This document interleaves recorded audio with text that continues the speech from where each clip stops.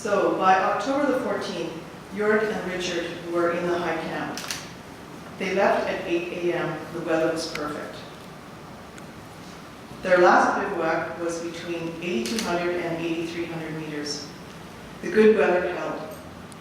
For days they had been battling with the cold and their private demons of weakness and fear.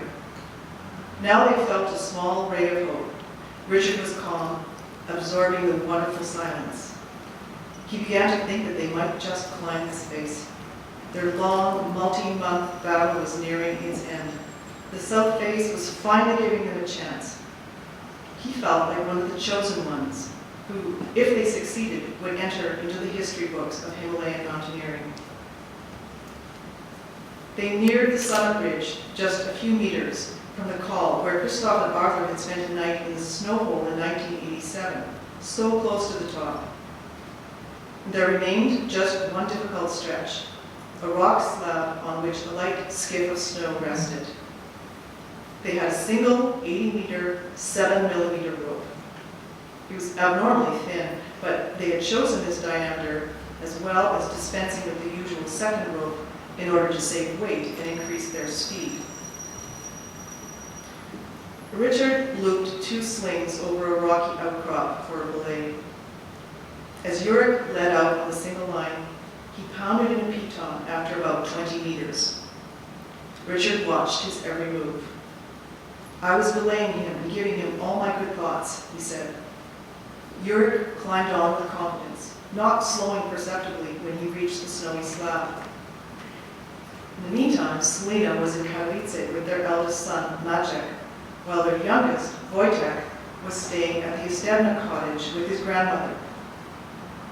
In the early morning hours of October 24th, Wojtek had a nightmare.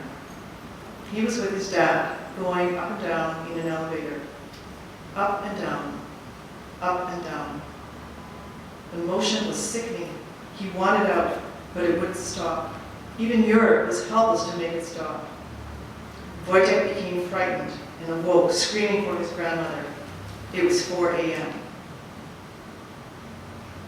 Still at his belay, Richard watched as Yorick inched his way up the snow-covered slab. There were only a few meters left on the face. He could see Yorick's profile etched clearly against the dark blue sky. Where the wall ended, the snowy ridge went up towards the summit. Yorick plastered himself against the wall. Richard caught his breath. With his hands, Yorick groped for better hold. His crampons scratched about on the smooth surface. Time slowed for Richard during those moments. Yorick, watch out, I whispered in my mind. All of a sudden, my partner started to slide slowly along with a layer of snow. Yorick's crampon had slipped. He clawed with his axes and flailed with his feet, but he had lost his balance. Richard watched from the belay as Yorick fell. I was helpless, he said. He got greater and greater speed. He started to bounce off the rock. My fears grew. I went inside myself and prayed. I could do nothing except hold the rope. Ping. The piton pulled out. He continued falling. Is this the end? My God. Richard clenched the rope in his hands, ready for a sharp tug. Yorick's weight on the end of the rope threw him against the rocks. For a moment, Richard panicked when he feared his belay might pull out, but it held. Everything seemed as if in slow motion, but it was done in a flash. Just for a moment, I heard the sound of the ice axe hitting the rocks. I saw Yorick's red mitten fall slowly. Then Richard's world stood still. There was complete silence. He craned his neck, looking down for Yorick.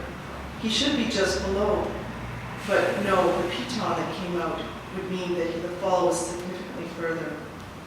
Maybe he was injured. It was then that Richard noticed the thin, worthless rope in his hand. There was no weight on it. I lifted it easily, up and down, up and down.